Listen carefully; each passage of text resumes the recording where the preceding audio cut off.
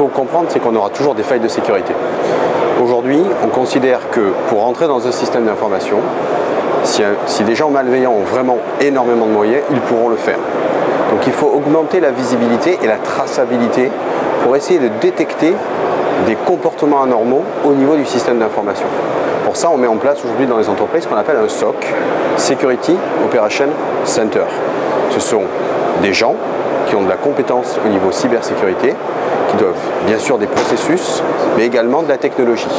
Donc les personnes, les processus et la technologie au service de la surveillance du système d'information, ce qu'on appelle un SOC, vont permettre de pouvoir analyser les données sensibles et voir s'il n'y a pas des comportements anormaux en termes de flux d'informations de ces données pour qu'elles ne puissent pas sortir du système d'information. Sur ce sujet particulièrement, RSA a une gamme qui s'appelle Advanced SOC parce qu'on est déjà dans plusieurs générations de SOC. Dans la SOC 2.0 ou Advanced SOC, on va retrouver 4 éléments principaux. L'analyse des traces de type log, l'analyse de la capture des flux réseau, parce que les logs c'est un peu la facture détaillée téléphonique, là où quelquefois on a besoin de la conversation, comment rejouer le film d'une attaque pour bien comprendre ce qui est en train de partir ou pouvoir le bloquer au plus vite. Et souvent, il reste le endpoint, le point d'infection qui est le poste de travail ou le serveur. On est également présent sur cette partie-là.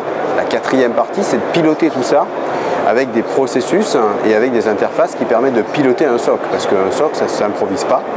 C'est sur ces 4 grands thèmes, donc Advanced SOC, au travers d'une offre qui s'appelle Security Analytics, ICAT au niveau endpoint et SecOps au niveau du pilotage, qu'aujourd'hui RSA est un acteur majeur du SOC.